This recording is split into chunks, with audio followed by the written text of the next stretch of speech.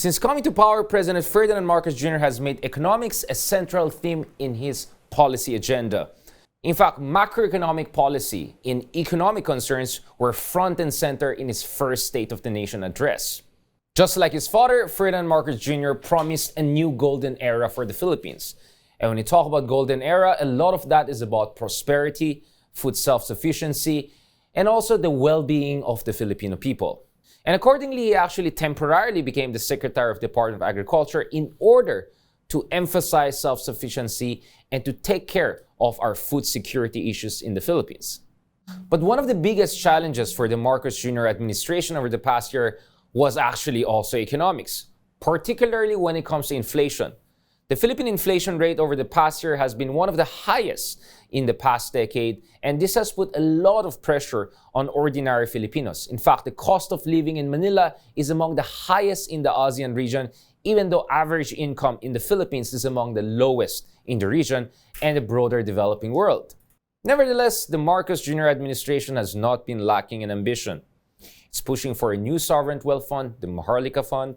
It's pushing for hundreds of billions of dollars to be invested in infrastructure.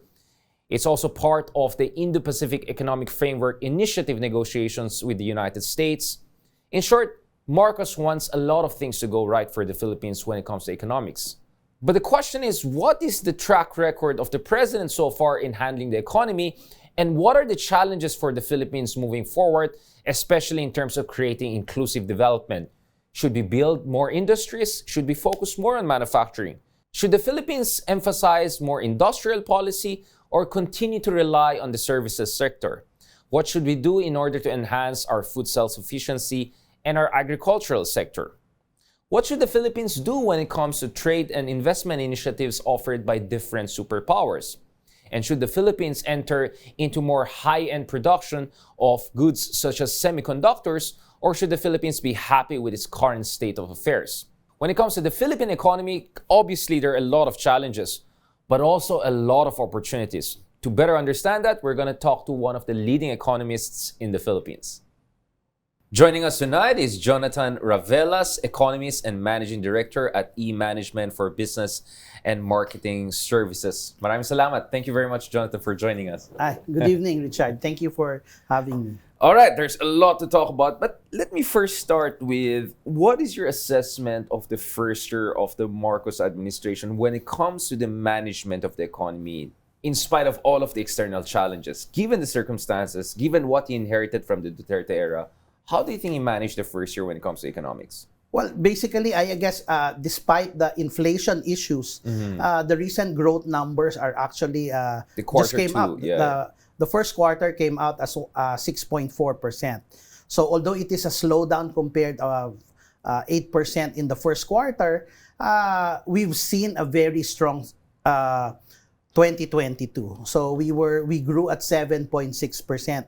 And with the impact of inflation last year, we should be expecting a slowdown, plus given the high base last year. So we're expecting to see that moderating this year to around 6.5%, which is still an acceptable growth compared to other countries in the region. So probably I think for now, between Singapore, Indonesia, we're at 6.4% first quarter. We're on the top. We're still waiting for the others. But it's still a respectable growth of 6.4%. So I can probably say they manage the economy well, despite the challenges of inflation. However, one thing to stand out for the government is that the first quarter debt to GDP, deficit to the GDP shrunk from 7.5 to around 4.8%. So this is actually a very good task in trying to balance growth and at the same time balance the spending of government. So he was not like populist spending right and left to sustain growth. Yes, so there was really a balance of trying to address the key issues and at the same time balance the spending so that growth will still be there. Shortly, I want to really discuss and interrogate the inflation issue, because I think there's a lot of debate around that. And that's also related to the value of dollar, right? The dollar to peso exchange, because I think there's also a lot of debate around what is the acceptable level. But going back to the Marcos administration, What do you think were the strong points of the administration overall, and what are the areas where you think there could be an improvement or things could have been done as slightly better? Yeah.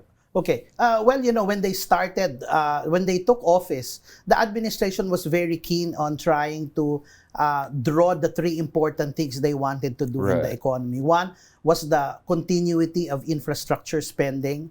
Second, they wanted to focus on the food security amid the inflation issue. And eventually, they want to pivot the Philippines, moving into a manufacturing and logistics hub. Right. So they defined it well, and again, the president being a sort of marketing man, because he keeps on traveling, talking about investments for the Philippines and how we're strategically located. So that, I think, is a plus for a president to market the Philippines in his trips. However, in some of the cases, especially on inflation, there's a lot of challenges in the short-term and medium-term strategy.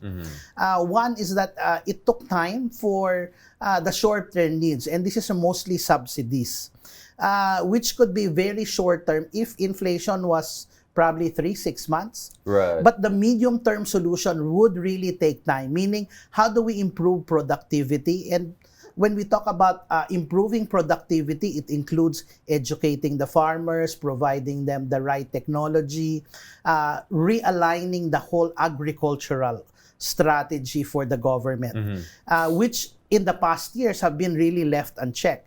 A good example is when people start thinking of Vietnam and Thailand, what makes them so prosperous and productive is that they're very blessed with water. The Philippines have good agricultural lands, but we have a problem with irrigation. Right. And in the last 34 years, we never had a major project that will ensure ample water for the agri-sector. So this is a challenge that we need to fix. So water is one issue. The second is that during the 60s and 70s, the Philippines was well supported. We had the support mechanism coming from rural banks, which helped communities when they plant. However, because of the changes in the environment in the 70s, 80s, there was a shift to urbanization and property development. So the rural banks eventually lost their place. So right now they're over 500 and around 100 are strong. If we really want to ensure that food security will be championed, we need rural banks to be recapitalized. We need them to focus on rebuilding the agri-sector. So making them part of the communities in their respective areas. John, there's a lot that we can discuss, the long-jury view, but I still want to go back to the first year of Marcos' administration, because some would say the growth numbers we saw in Q1, we're yet to see the Q2 numbers, maybe in a few months or so. They're saying it's the base effect, the fact that the Philippines contracted big time, 5 quarters of recession under Duterte. Kumbaga, nagre-recover pa lang tayo. Kaya it looks high, yung growth rate, but we're just getting back to where we are. Last time I checked, our per capita income, ito yung average earnings ng mga Pilipina, hindi pa rin super naka-recover from 2019 levels. So we're at around 3,300, and it was almost at the same level in 2019. Exactly, so it will really take time. The pandemic, hindi naman agad-agad na nag-reopen yung economy. The World Health Organization declared the pandemic over. Once we've reopened, everything's back to normal. It will probably take another 2-3 years before people can say that they've recovered. Because during the pandemic, everybody really got affected. People used their savings. So it will take time for the recovery process. So I think what is clear out of our numbers is that we will still grow between 6 to 6.5%, which is through the year, no? And I think the sustainability of consumption is going to be the main driver. As long as Filipinos get up in the morning and go to work and spend for food, the economy will still grow at least 6%. But how can you say that the consumption will continue? I mean, it has been the case, obviously, until when obviously you have the issue of inflation. How bad was the inflation problem through the first year of the Marcos administration. Because if you're against the administration, because we have a lot of partisan discussion out there, if you're against, you'll say, my goodness, look at it. During Aquino time, 2, 3, 4%. Now we're way beyond the target range of central bank. If you're for the government, you'll say, my goodness, look at Argentina, 40%. Look at Turkey, close to 100%, 85% at least officially. Then what is 7, 8, 9%? It's bad, but it's not too bad. Where do you stand on this issue of inflation? How serious of a problem it was? And more importantly, to what degree was it driven by external factors, Ukraine war, supply chain, supply shocks, rather than yung mga nakikita natin sa Senado, no? All of these smuggling problems, all of these things that actually are more about executive enforcement than macroeconomic policy making. Well, if we look at the inflation and we relate to the common masses, it's really talagang tinamaan tayo nung Ukraine war. Kasi halos mga ini-import natin like wheat, fertilizer, steel coming from the Europe, nagmahal. And therefore, of course, we're affected by this. So the real impact to us of the Ukraine war is really the higher inflation. Plus, there's some supply chain disruptions. So these were the main bottlenecks that probably in the past we weren't really paying attention, but now these supply chains need to be addressed. That's why even the president in his State of the Nation address needs to be able to fix the higher cost of transport, logistics, and the supply chain. So ito yung isa sa mga mandate na gusto niyang gawin. But of course, we're affected because our dependence on the transport sector on oil. So the diesel. So we're really affected by this. So, and because we're also very import-dependent economy, way more than a lot of our neighbors, right? We're not producing much for ourselves. So that makes us even more vulnerable to external shocks. Yes. So it's really the inflation that hit us. So whether it was Aquino or Duterte, this inflation had the war materialized during their terms, they'd been affected. And even under President Duterte in 2018, a mere miscalculation of the supply of rice created inflation as well. So again, we need to be able to forecast properly. It's very difficult if we don't have food security. So the good thing is that this administration is so focused on trying to bring back food security into the table. So the plans that they made will not materialize as fast. So in trying to improve productivity, but they started to lay down the plans so that the food security will materialize. I mean, tingnan natin nung pandemic, hindi naman nagkaroon ng scarcity ng sibuyas, di ba? Because may enterprising na tao na pumunta doon sa certain areas and distributed into communities. But what about the issue of the middlemen juicing it out? I mean, narinig natin, yung benta pa rin ng mga magsasaka on the ground was still the usual rate and then suddenly goes 10 times higher.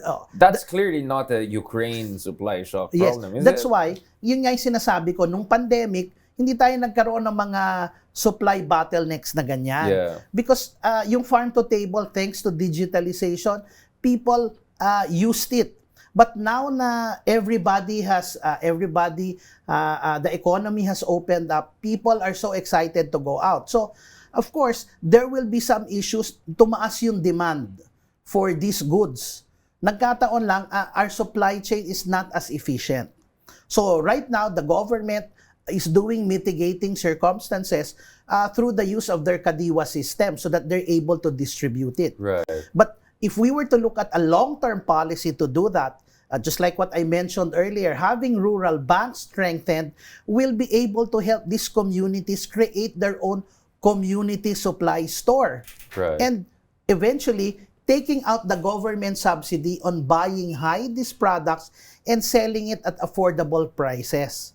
So that could be temporary, but the long-term strategy is to be able to help these farmers become productive, help them to become financially literate, and eventually teach their children to digitally market their produce. If they're able to do that, they can sell that in their communities. That lessens the farm-to-table strategy. Now, going back to the Marcos administration in the first year, what is your understanding of the internal technocratic debates? Because we saw in the first few months, una-una, the former Finance Secretary Dominguez would say we have to go for belt tightening, otherwise the next generation will pay the price. But we saw that former central banker and former budget secretary and current finance secretary Jokno, at least at this point, was saying, no, we don't need that. We're still in a stable position. We still have to just balance things out. At the same time, you also have Secretary Balisacan coming in and saying, of course, from his experience in the Aquino era, that when it comes to infrastructure, hindi na pwede yung Duterte style lang. You have to rely more on PPP, which is quite different from what you saw under Jokno. It was quite aggressive. Government fiscal resources, international intergovernmental institutions, essentially sovereign financing was very big player. How do you see the evolution of these internal debates across administration and also within the administrations? Do you think that the Marcos administration has arrived at a good understanding of how to approach the infrastructure spending and needs in the best way possible? And also when it comes to, do we need to raise taxes? What's the way forward? Okay, that's actually a very good set of questions and an observation. Earlier, I mentioned that they were able to bring down the deficit to GDP from 7 all the way to around 4.25. So typical expectation, So or 40% the benchmark reduction almost. Yeah, so the typical benchmark is around 3.5% of GDP. So Right. we're getting there. Now, how are they able to do it? I think with the combined experience of Sec RC and Secretary Jokno, they were able to look at different points in time. Right. In terms of Secretary Jokno drawing 3 administrations from Corazon Aquino, Joseph Estrada, and eventually Duterte. Yeah. There was a real need to ensure that we need to continue the recovery process. So the balancing act of ensuring that growth will continue, as you said, the high base, we're getting out of the recovery. Right. So you need to sustain that growth so that we're able to gain traction. So he needed to spend. At the same time, have the flexibility of trying to cap the spending. So he was able to balance that. Now the question is, how do you sustain that balancing act with inflation still elevated at 6.4? It's still way high compared to an upper band of the central bank of 4%. 4%, yeah. So it will probably take another 6 to 12 months to probably try to bring it down.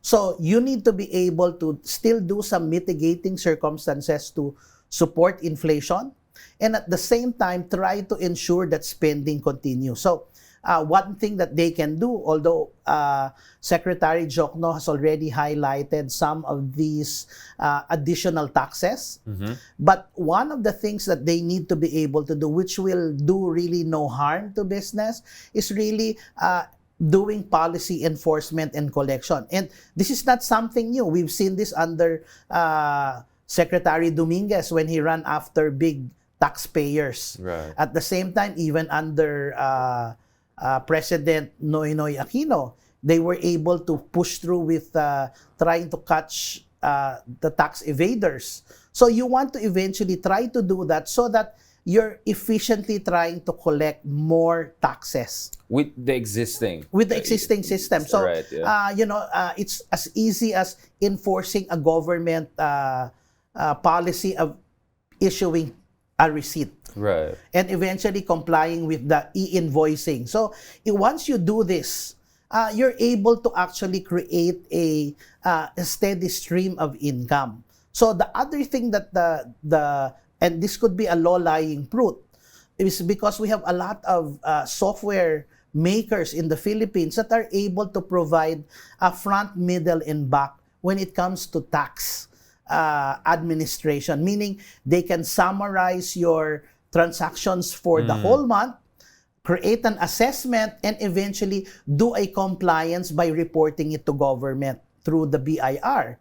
So if we're able to adopt these companies to become the sort of monitors for the BIR, then you have revenue efficiency.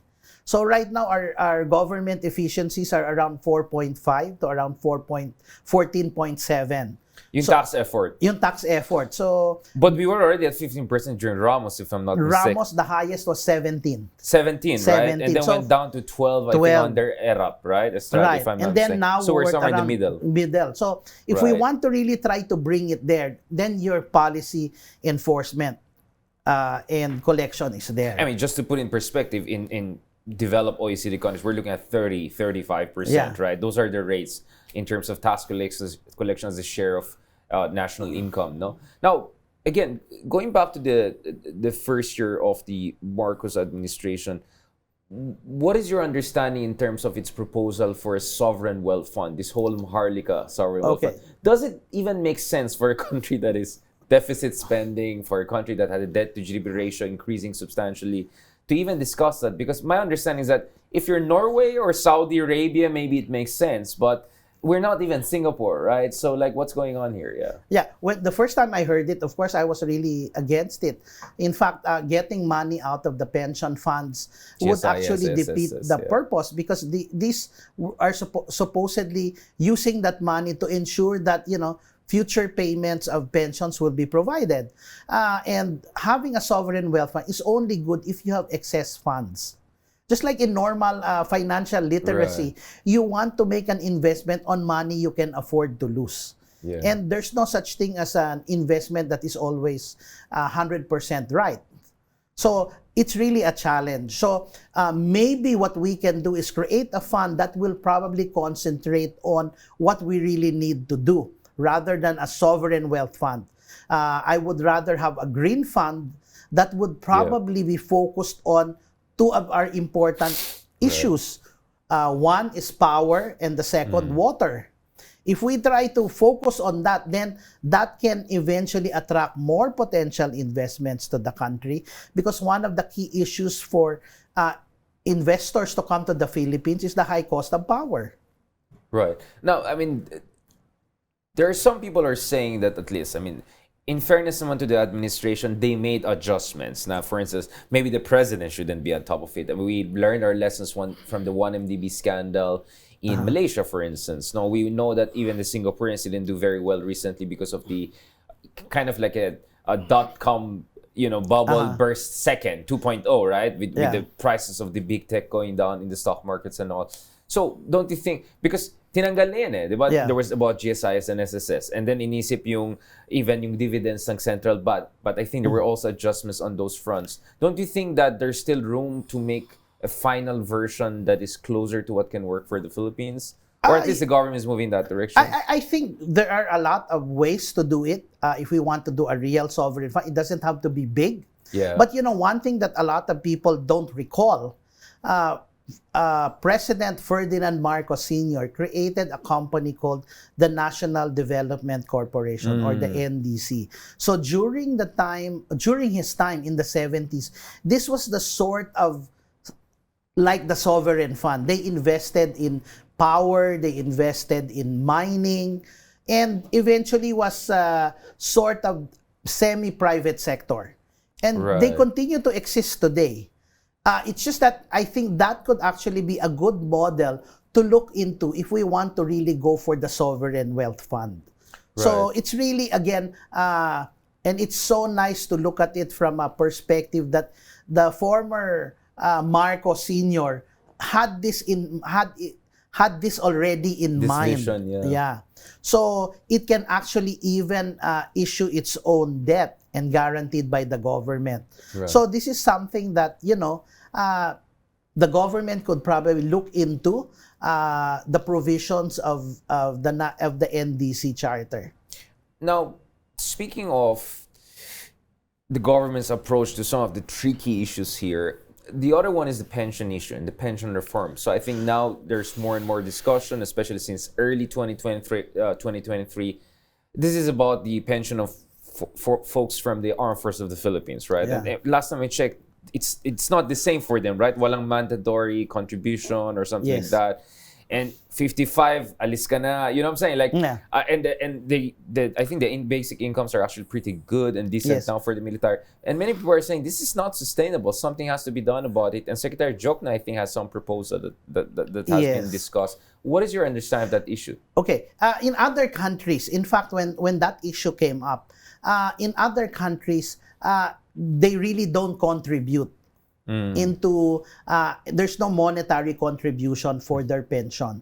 It's really the state that does this. I understand the difficulty of Secretary of Finance because he needs to balance, minimizing cost.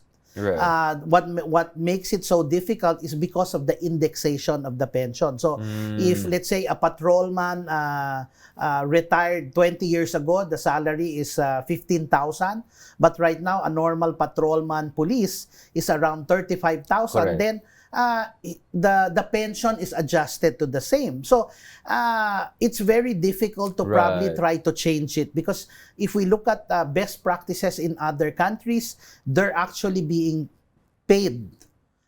It's just that right now we're at a difficulty. Now, there are a lot of issues that needs to be studied Right. on how to mitigate these circumstances. It's just that at this point in time, if we were to say allow them to do a mandatory contribution, then that means you have to raise their salaries to compensate for a The contribution. additional contribution that they have to So make. the near-term effects are still going to be more difficult than Right. keeping it as is. So that I think at this point in time, we need to really have a real study Right. of how to address these issues. But I think at the moment, at best, despite we're trying to cut costs, is to keep it status quo. How important is the pension reform to long-term sustainability in terms of fiscal resources of government? I mean, we saw earlier this year in Frankfurt, Secretary Balisacan talked about a $370 billion infrastructure spending plan. Saan tayo kuha ng pera niya? And of course, you're expecting with public-private partnership, but the government has to, pitch in. But if the pension reform issue is not addressed, some would argue that major sustainability of this infrastructure build up over a long time will be compromised. I think one of the things is that compared to other presidents, either President Duterte, President Aquino, most of our infrastructure programs now, because of the changes that were done under Duterte, they were able to streamline the infrastructure spending on a per region basis. Right. So we're really not seeing the big ticket items more, but we're seeing more on the regional fronts. That's why whether you go to Bukidnon, you go to Bicol, you're seeing a lot of these Correct. road expansions. Correct.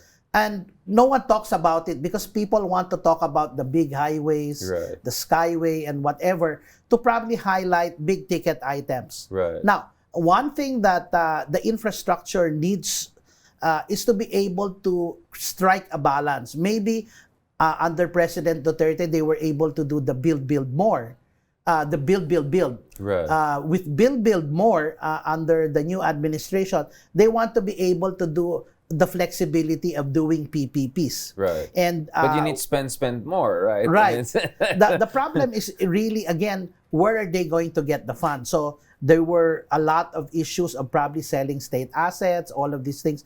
There are a lot of plans. But again, sooner or later, the best way to really do it is policy enforcement and collection. And the previous administration was very strong in that. Right. So it's really about political will to really try to do it.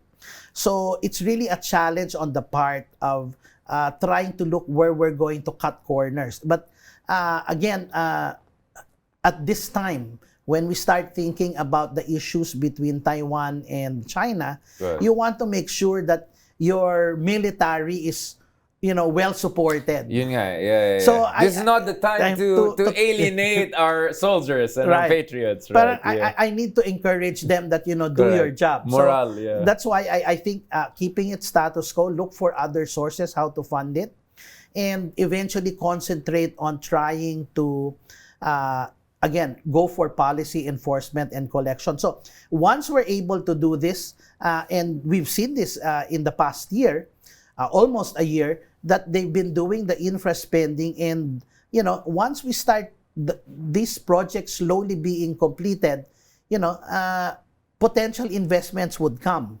We just have to ensure that we continue investing, whether it's as fast or as long as we keep on investing on infrastructure. That is important. Right. How feasible is this massive multi-hundred billion? Is this like a suntok sa buwan, or you think we are in a position to spend as much? Because the Asian Development Bank had an estimate of $11 billion infrastructure deficits issue noon pa, 2017 pa yata yan, no? So we have huge infrastructure needs. It's very obvious when you look at Manila. So we really need to spend tens and hundreds of billions of dollars. Do you think that PPP can really help to boost it, aside from sovereign financing? Yeah, I think we can. We really need this, especially for the PPPs, just to aid. So we need to strike the balance. Right. One thing that we have to remember, that even in 2008, 2009, a mere spending of 400 billion in terms of trying in infrastructure spending to insulate us from the global financial crisis. So we just have to really spend it. It doesn't have to be that big. It's just that it needs to create the trickle down effect. Right. So to ensure that you have a lot of activity. We've already seen that with the rehabilitation of airports, expansion of roads. We've seen some businesses, and that's why we're seeing the growth in the economy. Right. But what we need to be able to do is really try to encourage more of these regional projects, because this is what we want to be able to do. 20 years ago, contribution of Luzon was 70%. And right now, we can probably say that it's around 60%. 60%, yeah. And we've seen the growth in the Vismin region. Right. We're seeing a lot of listed companies investing outside Metro Manila, thanks to this infrastructure project. So we also get to see potential reverse migration. And this is one thing I like, because it helps Ang mahal decongest. ng Manila. I mean, like, it's Exactly. third most expensive capital in ASEAN after Bangkok and Singapore. Yeah. And the per capita in Singapore is incomparable, and Bangkok is at least twice higher. So makes sense for a lot of us to move out of town. And we're seeing this in the call center agents. Yeah. During the pandemic, if you were receiving like 35,000 in Metro Manila, wow, it's like 50,000 in Bacolod or even in Cagayan de Oro. So the that purchasing is, power, I think, and thanks to communication, no? Communication is actually creating a lot of changes, because you can, get work done anywhere, anywhere now Digital with the nomad. improved connectivity, no?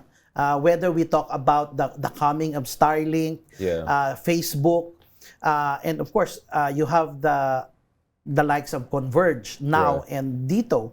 Right. So we're seeing that connectivity playing a role. And that's why even the BPO sector has overtaken OFW remittance for the first time. Right. So they were able to come up with revenues of $32 billion. So at least your pillar of dollar revenues are piling up. Hopefully, we get to see tourism building, and eventually the mining sector, which hopefully under this administration, they are able to get things right. And one thing for sure is that if history will serve as a guidance, they did it well during the 70s. Right. Now, another big issue that came up over the past year is these huge fluctuations in dollar peso exchange. I mean, this is something that kahit ordinaryong Filipino ka, whoever you're going to be interested. I remember even online or Twitter, I kind of ask you, what is your forecast about the dollar rate down the road later this year? Let's talk about this, because it has macroeconomic policy implications, right? We had the central bank governor Medalla in late 2022, early 2023, saying that a weaker peso has its downside, maybe even hurt your ego sometimes. Ang hina ng pera natin compare sa ibang bansa.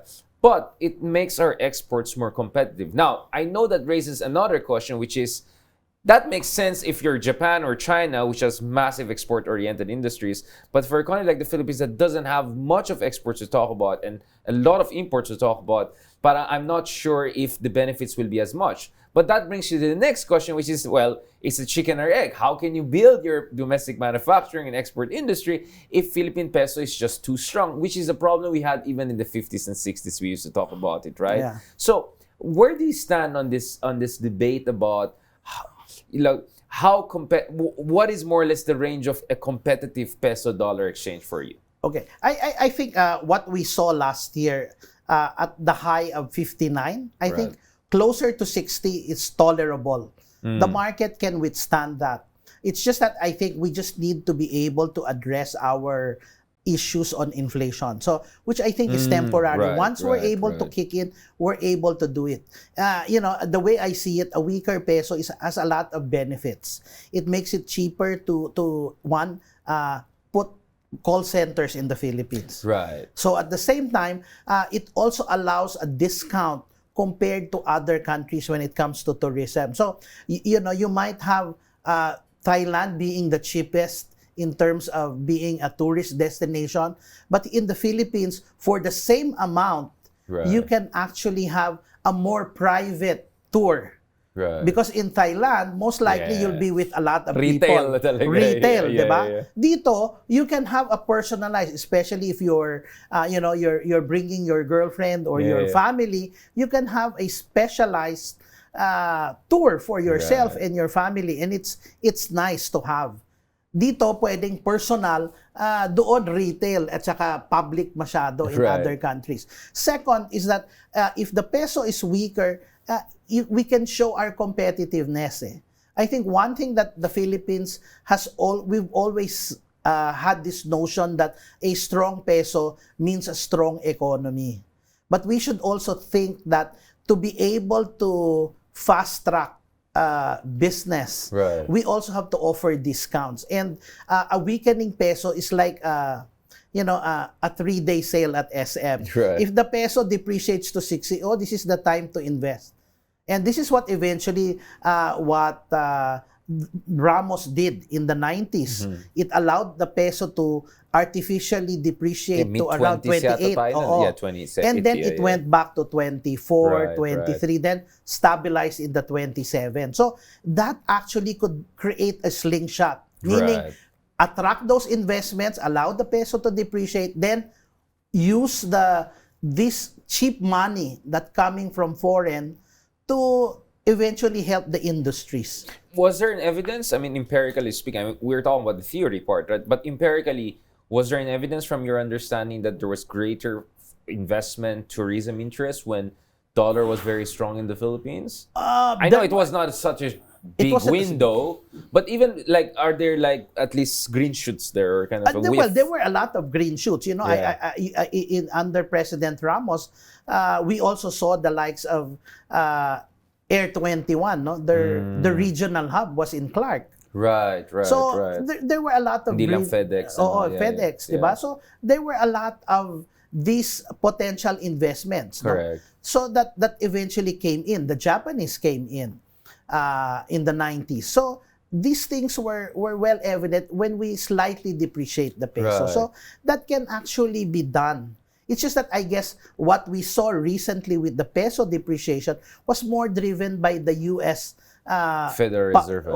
When they interest rate, started fighting inflation and policy normalization. So since we're very dollar-centric, then we have to rise with the tide. Otherwise, we'll see a lot of volatilities. You mentioned dollar-centric, which perfectly segues to the next thing I want to discuss, because I think we have discussed a lot about the first year of Marcos, but we want to also look at the big picture. So one fad nowadays, journalistic, but I would say even geopolitical fad, is de-dollarization. Even in the recent ASEAN summit, we saw Indonesian ministers discussing the dollarization issue. How much do you take it as a possibility that we can talk about more as renminbi, or I don't know, digital currency, or because one thing that we learned from last year or so is how excessively powerful the US is, and the crazy situation whereby even when the US economy is not doing well, the US dollar still goes high, because they're more or less the de facto global reserve currency. This is a geopolitical anomaly. We know it's not necessarily related to actual economic strength of America. How do you see this whole BRICS currency, emerging market currency? Because usong-uso yan, parating pinag-usapan yan. I get a lot of questions right and left. What is your economist take on that? And someone who, is very much into exchange rate regimes discourse. Okay. I think let's take a quick course in world history. Exactly, yeah. So during the time of Jesus Christ, the most powerful currency was the Orius. So that's eventually Rome, so to speak. Right. Eventually, they also deteriorated, but over time. In the modern world, it was the British pound. Right. So during the industrialization age, that's why the nickname of the British pound is called cable. Right. Because it was quoted through the telegram. Right. That's why it was called cable. Then in early World War I, it was for a while the Deutschmark. Right. But eventually after World War II, it created the dollar. Yeah. Now, so far, when we talk about regimes of currencies, it's not just about economic might. Right. It also talks about influence, right, education, and all of these things. So right now, there've been a lot of tests on the US dollar. In the 1990s, they created the euro. When the euro came, again, it wasn't even able to dent the US dollar trades. So, and maybe I think 3-5 years ago, the Philippines started the Yuan Peso initiative to eventually allow more trade between US and China, because the Philippines and China, because they're our biggest trading partner. But eventually, sad to say, when you talk to the Chinese suppliers, they still prefer dollars. Right. Because they feel that everyone still transacts on the dollar. And that China has capital controls. You don't know how convertible it is, or whether you can get the capital out. Exactly. Yeah. There's the transparency issue. So right now, until we get to see not just military, but the real influence when it comes to the banking system changes, then that will I think start the signal of the demise of the dollar. Right. There's actually other things that you have to consider. Gold is exclusively priced in dollars. Exactly. So is oil. Yeah. But eventually now there are other currencies, like you mentioned, the BRIC currencies, including Brazil, Russia, and China, Saudi Arabia, China, Iran, Russia, Iran, China. So all of these things are just a group of thugs, so to speak, that want to trade among themselves. So for a while, as long as they just band together, they're not influencing or requiring their clients to move into these currencies like the renminbi, then it will still remain a dollar-centric. It's very easy because we know how the dollar works. If we always hear the phrase, if the US catches a cold, Asia gets the flu. Right. So we know the relationship. And people will always want to trade or do business in the currency that they are familiar with. We're not familiar with peso yuan movements or the euro peso. Right. So it will take time and you don't have these markets that create transparent understanding of the movements with Chinese. I mean, the other thing I always say is complementarity is also a big issue, right? Because the US was so hegemonic in the 1950s. It essentially helped build the whole global architecture, IMF, World Bank. For instance, one big news earlier this year was Russia complaining that it has a lot of money from rupiah of India, but it doesn't know how to spend it. Because let's say I get renminbi, but I don't want to buy more things from China. I want to buy, things from Europe, and it's hard to convert it. And the same thing for Russian. They're supposed to be good friends with India, but they don't want to buy anything from India. They just want to sell to India their oil and gas. So you need complementarity for these alternatives to work, right? Yeah. So that's why I think that the difficulty is still there in terms of how really to execute if you're just among a group. And until such time people become more comfortable trading the yuan or other currencies, that will be the time we will see that. So maybe it's not going to happen in the next 50 years for now. So I think for now, it's really going to be the dollar. And with euro kind of silver medal, but far away. Because, I mean, I'm looking at a range of 65 to 75% still very dominant in US. Yeah. And then yen and euro competing, then slightly China coming in from beyond. Maybe at best bronze, some would say, by the middle of this century. Now, let's go to the last part of this discussion, which I think is, again, very much future forward looking. There's a lot of discussion about the Philippines being one of the losers of economic globalization over the past decades or so. Look at our Marikina industry, right? Totally gone, right? Look at our attempts to build some sort of robust manufacturing, especially automaking, right? But we even lost, I think, assembly line sa Santa Rosa, Ford, among others.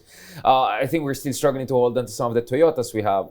Now, things are a little bit looking better nowadays, but we know for at least 2 decades since we joined WTO, there are many people are saying, I'm not sure opening up was the right thing because we were not ready to compete. So dinagsan tayo ng foreign exports. And this is very important because earlier this year I had conversation with our friends in India, some of advisors to Prime Minister Modi, who were saying that the reason why India doesn't want to join RCEP, Regional Comprehensive Economic Partnership, which, by the way, IME also did not support, and President Marcos also had some reservations with, was you don't want to open up when you're not sure you can actually compete, if not dominate, right? Because Korea, Japan, China, they loved globalization because they were in a position to export more than import, right?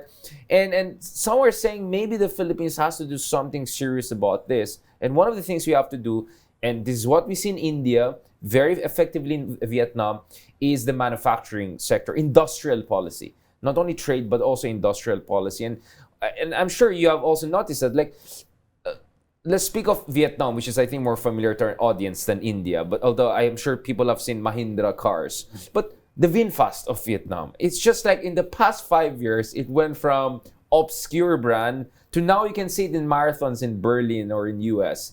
They have a big office in San Francisco. They're building factory in Germany, not far away from BMW factory. What do you think about that? Because we're seeing India, Vietnam, some of these new emerging economies, they are building their manufacturing base and the industrial base. What are the lessons for the Philippines? Well, I think that's something. No? I think one of the things that we've done in the past really was to encourage people to look at the manufacturing sector on the export processing zone. Right. Which 70% are always exported outside. Diretso na yan. Yeah. Oo. But ang nakakalimutan natin is that we're a country that grows at 6%. If we're able to tell these investors, don't invest in the Peso zone, invest outside. Why? Right. Because you're tapping a bigger market, which is the Yes. Philippines. Imagine the average age of Filipinos are 26 years old. At the same time, given that their young age, the income potential are higher. Correct. So we're moving from poverty line to middle class. Yeah. So imagine if our per capita income improves, and Right. the World Bank ADB says if you sustain a per capita growth above 3,000, that is actually the beginning, or the what people call the J curve. Right. And take-off point. The take-off point. So if that is the case, you should invest in the Philippines because that benefits you. Because you're getting a growth rate of 6% Right. while you're looking at 1-2%. Yeah, in the West. And at the same time, you have a good pool of people which, because of their young age, we can manufacture any job we want Right. by telling them what you need, so they can either become the factory workers in those manufacturing or service. We speak good English. We have a very good literacy rate. Right. So we just have to keep on doing that so that Correct. we're able to compete against the region. It's just that we might not be giving the right signals to investors. One, we have a very long, our issues with doing business, but we're able to do it. And maybe having an ASEAN economic community will force our competition. Because of competition, will force them to, up their ante to ensure Right. that they remain competitive. So I come from Baguio, and the Texas Instrument was something always at the back of my mind. Semiconductors nowadays is the big thing, and which is what makes neighboring Taiwan very important. Taiwan alone builds 90% of high-end semiconductor industry, responsible for, by some estimate, 36% of total processing power. don't you think maybe this is time for the Philippines to think of getting some of the Taiwan production down here? We're not too far away from Taiwan. It used to be based in Taiwan. It's so near to the Philippines. And we already had the Texas Instrument and other mid-range, intermediate, upper intermediate. Do you think there's room now for, I call it Taiwan Plus strategy, right? Or Thailand Plus, because Thailand also produces a lot of Japanese cars that can be also produced in the Philippines. Are we in the position to do that? And you think the government has the right policy tools and vision to move in that direction? We've done that. In the previous administration, they passed a lot of bills to be able to support investments coming to the Philippines. So what we probably need are more of the implementing rules and guidelines, and eventually more roadshows to eventually push investors to look at the Philippines. And the president has highlighted moving into manufacturing, logistics. So it's already there. It's really a matter of, follow through and, test us. And we've seen this in the Philippines when there was very few competition in terms of PLDT and Globe. There was digital. If you remember, what did a competition do? They were able to offer something new. They created the unlimited call and text. So that eventually created new set of products that they were able, and eventually PLDT buying digital to maintain its position, diba? So sometimes having a competition will spark the inner brilliance, diba? So it's just like forcing Filipinos to start a revolution in terms of against the Spaniards, diba?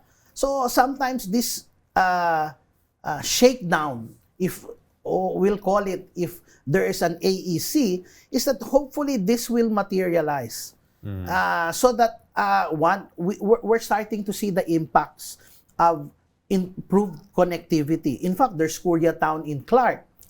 In Subic, there's your Taiwan town. So we already have the recipe. We have the basic ingredients are there. It's just that we need to ramp it up and say we're the right place. If we talk about Toyota, I know that when the president was in Japan, there were talks about reviving the Toyota Ford Fiera as what they called sakbayan or sasakyan ng bayan, which in the 70s. The Tamaraw FX. So the Tamaraw FX, so they wanted to rebrand that as sasakyan ng bayan or sakbayan, which under Marcos was the Volkswagen that they used car of before. The people, literally. Exactly. On that note, Jonathan, thank you so much. Thank you. There's so much more to discuss, but thank you again, Jonathan, for joining us and helping us to at least map out the big macroeconomic trends in the Philippines. Catch us again next week here on One News. You can also check out the long conversation on Spotify. I am Richard Hidarian, and that is The View from Manila. We are One News, all sides, all the time.